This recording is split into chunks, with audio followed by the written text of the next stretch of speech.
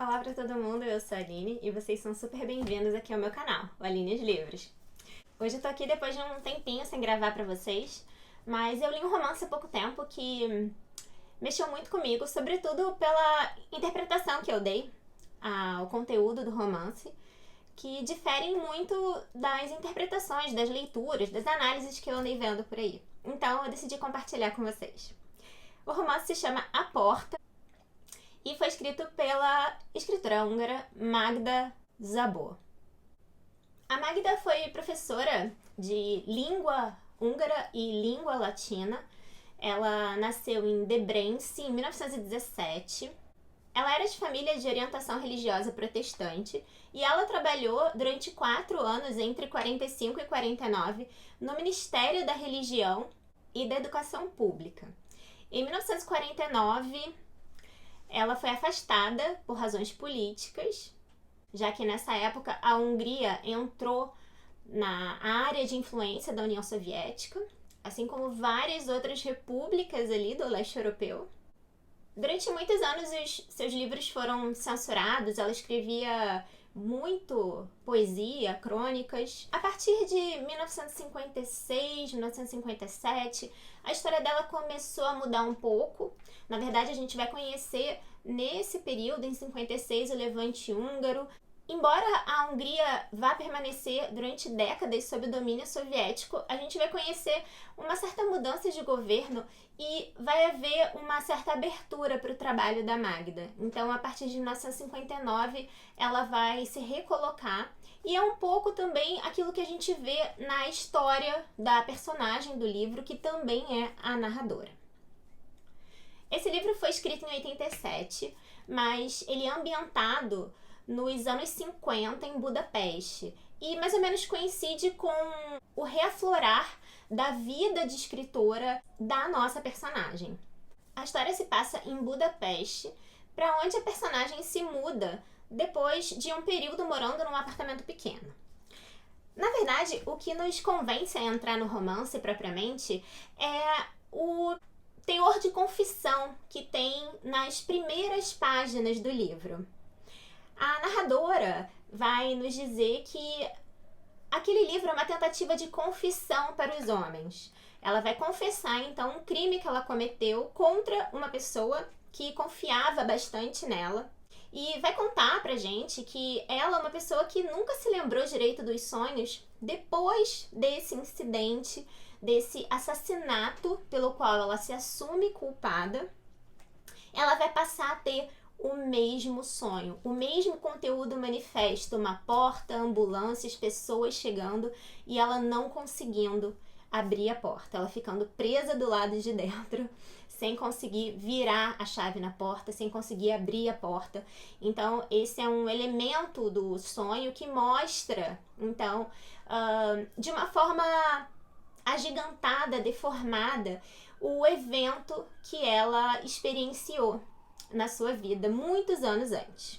Não se surpreendam vocês se houver na minha fala uma confusão entre a vida da Magda, ou Magdushka, como é chamada, é tratada aqui a nossa narradora, porque essa personagem é uma espécie de alter ego da escritora. Ela traz essa narrativa em primeira pessoa para nós e realmente existem vários elementos da narrativa que se sobrepõem à história da Hungria, à história pessoal da Magda Szabó e também se sobrepõe à própria relação da escritora Magda, que está narrando em primeira pessoa a vida de uma escritora.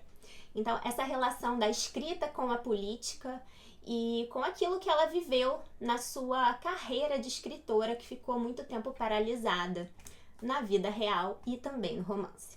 Então, a Magdushka, a nossa personagem, ela chega a um outro condomínio, ela vai morar num outro apartamento, num lugar maior, tendo em vista que ela caiu nas graças do governo e ela está tendo a oportunidade de se afirmar como escritora, sendo convidada para dar palestras, para encontros. Então, ela precisa de ajuda para lidar com a casa. Esse é um tormento na vida de tantas mulheres e tantos homens que precisam dar conta da casa e dos filhos, talvez. Aqui a Magda não tem filhos, mas ela precisa de ajuda com a saúde do seu marido, que é muito frágil. Então, o marido também é escritor e passa alguns momentos, uma temporada no hospital. Então, para poder escrever, para poder ser uma escritora, a Magda precisa de ajuda com essas incumbências domésticas. Mas a primeira diferença que aparece na história é que, em lugar dela aceitar de entrevistar uma pessoa que vai trabalhar na casa dela, quem vai ser avaliada para se tornar ou não patroa é a própria Magda. Sim, a zeladora do prédio, que na verdade presta serviço para vários apartamentos, não só para ela. Ela vai avaliar o casal que chegou ali e vai definir se realmente ela vai ou não trabalhar para eles. E essa figura dessa zeladora, Emerenke ou Emerence, ela é uma figura muito interessante. Ela concentra toda a riqueza dessa história, a meu ver. Não só porque ela é uma personagem muito complexa e enigmática, mas também porque ela concentra uma série de paralelismos com a própria história da Hungria. E só contando esse século XX, onde a história se passa. Depois de passar pelo escrutínio da zeladora, a Magda e o marido vão ser aceitos como patrões dela. E é muito interessante a relação que a Magda e a Emerenke vão estabelecer, porque em determinados momentos existe uma certa confusão de afetos entre elas. A Emerenke cruza um certo limite, invade o espaço deles. Em determinado momento é a Magda que faz isso. E elas vão passar cerca de 20 anos, mais ou menos, nesse tipo de relação estabelecida em que a Magda parece se sentir no papel daquela que tem a sua vida toda observada pela Emerenke, mas que ao mesmo tempo não tem a reciprocidade dessa relação de patroa e de empregada durante tanto tempo, uma relação duradoura, ou uma relação de amizade, ou uma relação de mãe e filha, já que a Emerenke ela é bem mais velha. Se vocês procurarem resenhas sobre o livro, vocês vão encontrar uma série de análises que focam exatamente nessa relação meio complicada, que mistura afetos, mistura relações de trabalho, mistura uma série de questões que estão em jogo na relação entre duas mulheres. Uma relação de mãe e filha, de aconselhamento, uma relação de aprendizado, de influência, uma relação que tem a ver com esse nível de hierarquia, a zeladora, a empregada e a escritora, a intelectual, aquela que varre e aquela que manda a pessoa varrer. Isso também vai ser uma questão muito interessante que Emerenke vai apresentar aqui no livro, como ela tem um apreço muito maior pelas pessoas que varrem e como ela despreza essa função do escritor naquele momento, naquele período histórico. A Emerenke, então, ela é uma personagem cuja subjetividade ela foi muito mais trabalhada, a meu ver, não para atender ao bom senso, ao desejo de conhecimento do leitor, de espiar a vida, a relação dessas mulheres, mas também não tem a ver com a necessidade de transmitir pra gente a ideia de uma figura enigmática. O que eu acho que está muito à flor da pele no livro são algumas questões políticas da história da Hungria que são mostradas pra gente à luz dessa personagem. Eu vou trazer aqui algumas delas e vou trabalhar um pouquinho cada uma delas, mas é claro que cada uma por si só já dá um tema muito grande que é claro que eu não vou conseguir abarcar aqui nesse vídeo que eu tô fazendo pra vocês. Mas são, digamos assim, títulos, são sinalizações que eu acho que a gente deve prestar atenção durante a leitura. A primeira delas é a relação entre os húngaros de orientação protestante ou católica e os húngaros judeus. Esse é um ponto muito sensível no livro, porque Emerenke é uma personagem que vai ajudar ou pelo menos vai trazer a ideia de que ela ajudou algumas famílias judias escondendo membros da família e que ela foi então depois recompensada por ter ajudado essas famílias ou a fugirem ou a se esconderem. Então Emerenk vai trazer na fala dela a marca dessas relações com os judeus, com o Holocausto, com todo esse horror vivido. E isso é um ponto interessante, porque nos abre a possibilidade de conhecer um pouquinho a história dos judeus naquele período. Então a gente pode ver, por exemplo, que em 1941 a gente tem na Hungria 850 mil judeus. A ocupação alemã se deu em 1944, embora os húngaros já tivessem instituído campos de trabalhos forçados no início dos anos 40 para os judeus na Hungria. Então, em 44, quando se dá a ocupação alemã, 63 mil desses judeus já tinham sido mortos. Com o Holocausto, 500 mil judeus ou foram assassinados ou foram mortos, vítimas de maus tratos e outras doenças, confinados em campos. Depois de tudo, apenas 250 mil judeus sobreviveram, ou seja, menos de 1/3 do que havia inicialmente em 1941. Vejam vocês o terror disso tudo. A partir de 1946, o governo húngaro suspendeu as leis anti-judaicas e criou uma série de processos para prender, culpabilizar aquelas pessoas que tinham se envolvido nas deportações. Só que a devolução das propriedades dos judeus que tinham sido confiscadas ou perdidas durante o Holocausto nunca foi feita pelo governo húngaro. Então, pelo menos na fonte que eu usei, vou colocar para vocês aqui embaixo, um artigo da revista Morachá, essas propriedades nunca foram devolvidas. Então, essa relação entre o que era dos judeus, esse retorno dos judeus e essa perda, esse elemento de tensão entre os húngaros que se apoderaram de muitas coisas dos judeus húngaros, é um elemento que está também à flor da pele nesse livro.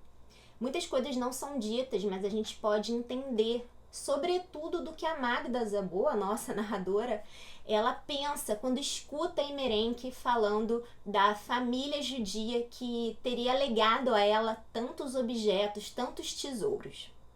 Um segundo ponto importante tem a ver com o regime soviético, obviamente. Em 1956 a gente tem a morte do Stalin, tem uma mudança de governo na Hungria. Em 57 a gente conhece o levante húngaro. Embora ele tenha sido abafado, a gente vai perceber uma certa mudança, uma certa flexibilização, embora a Hungria ainda fosse área de influência da União Soviética. Já que o livro foi escrito em 87, a gente vai conhecer então como essa abertura da Hungria, que vai coincidir com a dissolução da União Soviética, como ela vai aparecer na forma que a narradora vai contar pra gente aqueles acontecimentos e como ela consegue enxergar com um certo distanciamento e mostrar pra gente como esses anos que vão se passar entre o início da construção do bloco soviético e o fim desse bloco soviético e da sua influência no território húngaro, como isso vai acontecer. Então a gente consegue observar a visão que ela tem desse período, a gente consegue observar esse momento de transição, a gente consegue comparar esses períodos de restrição, de censura política a muitos escritores e um momento então em que esses escritores outrora silenciados, eles vão então começar a cair nas graças, na admiração da nova classe de intelectuais, então, mais livres, será? Que vai começar a surgir. Um outro elemento muito importante da figura de Emerenk é a posição dela claramente anti-intelectualista. Ela condena os escritores, ela condena todas as pessoas que não fazem um trabalho que tem a ver com colocar a mão na massa, fazer coisas ligadas ao campo. O interessante é que tanto a Emerenk quanto a narradora são de uma mesma cidade, Nador Szabadú, que eu acho que não existe, que na verdade, ou se existe, ela mudou de nome, mas elas têm uma origem comum na história. Então, a Emerenk vai se impor contra os intelectuais. Em muitos momentos, a Magda vai nos dizer que a Emerenk, se ela pudesse, ela teria impedido aquela movimentação dos revolucionários russos do século XIX, ou teria dado uma surra em cada um, ou teria arrumado um emprego útil para eles. Porque aquilo que eles estavam pensando e fazendo era alguma coisa que não tinha a menor utilidade. Então, essa questão do anti-intelectualismo e da pró-utilidade, do trabalho braçal, de colocar a mão na massa, é um elemento muito importante para Emerenk. Essa oposição à religião no sentido de instituição. A Emerenk não gostava de católicos, de protestantes, zombava da Magda quando ela ia para a igreja todos os domingos e fazia jejum e cumpria os feriados religiosos. Então, esse sentimento de anti-instituição religiosa é muito forte na Emerenk. E o que é mais interessante é que, apesar disso, ela tem um forte senso moral. Ela sabe quando ajudar os outros, ela sabe aparecer quando alguém precisa de ajuda para um doente, ela sabe levar um prato de comida quando alguém tá doente ou tá com algum problema. Então, a Emerenk, ela tem um forte senso moral daquilo que é certo, daquilo que é necessário ser feito, do que é esperado dela e do que ela espera dos outros. E a Emerenk é uma personagem que limpa todas as calçadas quando neva. Ela reúne para si mesma o trabalho de mais ou menos 4 pessoas saudáveis, sendo que ela já é uma pessoa idosa. Tem ali uma força, um elemento de intenção insuperáveis na figura de Emerenk. Ela é famosa no bairro todo por isso. Certo dia, então, depois dessas décadas de convívio com a Magda, ela sofre um derrame e procura se esconder na casa dela. E é nesse momento que eu acho que a Emerenk, então, na leitura do livro, ela se abre pra gente. Ela é descortinada como a história da Hungria no século XX. Como a história desses conflitos todos que constituíram a Hungria e a sua relação com os outros países. A Emerenk tranca a sua porta e a única pessoa em quem ela confia é a narradora, a Magdushka. A única pessoa em quem ela se apoia e quem ela aceita escutar é a Magda. E é justamente a Magda que vai atraí-la para que ela possa, então, abrir a porta e ser resgatada pelas outras pessoas da vizinhança que estão estranhando aquele desaparecimento. A escritora, então, ela vai ser a única pessoa para quem a Emerenk vai aceitar abrir a porta para entregar o cadáver do gato que precisa ser enterrado. E essa escritora que deverá se livrar desse gato também vai ser a pessoa que vai abrir a porta para a entrada do tenente-coronel, do serviço de desinfecção. Então, é um momento muito terrível na história do livro. É uma narrativa que mostra, então, a função do escritor ou do historiador na vida. A casa de Emerenk tá cheia de cadáveres dos gatos. Ela tá cheia de excrementos da própria Emerenk, porque ela teve um derrame, não consegue se deslocar, não consegue sair para ir ao banheiro. Tem uma série de restos de comida, de travessas que as pessoas foram deixando, então o ambiente tá horrível. E ao mesmo tempo ali estão todos os tesouros que foram colecionados, roubados, devidamente presenteados por outras pessoas, a Emerenk. Tesouros que tinham sido protegidos ao longo de toda a sua vida. Um elemento interessante é que a Emerenk nunca tinha deixado ninguém entrar na casa dela. A própria Magda só entrou numa antessala e conseguiu ver algumas coisas, mas existiam cômodos lá que nunca tinham sido vistos por ninguém. E a Emerenk, ela na verdade só pedia para ser deixada em paz. Ela não queria ser salva. Ela queria ficar ali dentro e morrer numa espécie de dignidade escura. Ela não queria que ninguém a visse naquelas condições, apenas depois que ela tivesse morrido. Porque ela não acreditava que existia um além da vida, um pós-morte. Então, na medida em que ela não se encontrasse com o olhar dos outros de pena, de nojo do estado dela, ela não se importaria em ser vista, em ser recolhida. E essa Emerenk, então, misturada com os seus tesouros, com os seus excrementos, com os seus cadáveres, com os seus resquícios de vida, ela que espera ser escondida, se esconder atrás de uma porta fechada, ela então vai ser essa pessoa que vai ter a sua vida exposta pelo historiador, pelo escritor. Seria o escritor, o historiador, esse que tem que abrir essa porta para honrar aqueles que estão no presente vivendo, que vão viver no futuro, que vão chegar? Será que então é necessário o escritor abrir essa porta e deixar então a luz do presente entrar e mostrar todos esses tesouros e todos esses excrementos? Será que a autora está querendo nos mostrar que para salvar a sua própria humanidade é preciso que o escritor, ou historiador, ou o próprio movimento da história, de historicizar todos esses conflitos, todos esses horrores do século XX? Será que é exatamente essa a tarefa do escritor para se salvar enquanto ser humano? Abrir essa porta fechada? Abrir sob qualquer pretexto, sob pretexto de ser acusada de traição, de romper com uma série de pactos sociais, como era essa relação de confiança da escritora, da nossa narradora com a Emerenque? Doa quem doer, haja o que houver.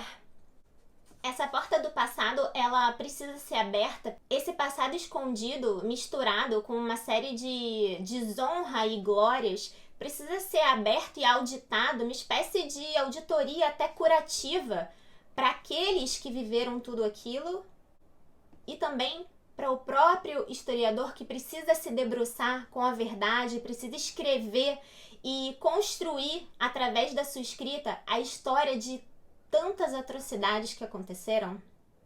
E depois dessa invasão dos olhares dos vizinhos curiosos, dessa exposição toda, da desinfecção, será possível para Emerenque ou até mesmo para a Hungria se recuperar e conseguir viver num ambiente desinfectado, num ambiente novo? A meu ver, são essas as questões necessárias que devem ser colocadas na leitura desse livro. Os aspectos psicológicos, claro, são super importantes e a relação forte entre essas duas mulheres é muito importante, mas a relação entre a escritora e a pátria sobre a qual ela vai escrever, a relação entre a escritora e o país onde ela vive, a relação entre a escritora e essa história, esse recorte da história do qual ela faz parte, que ela viveu, que é preciso ser feito, esse é o elemento essencial que fica a partir dessa leitura. Espero que vocês tenham gostado. A Magda Szabó, a nossa escritora, ela vai falecer só em 2007 e dizem que com um livro nas mãos, sentada na sua casa. Eu vejo vocês então no próximo vídeo. Tchau!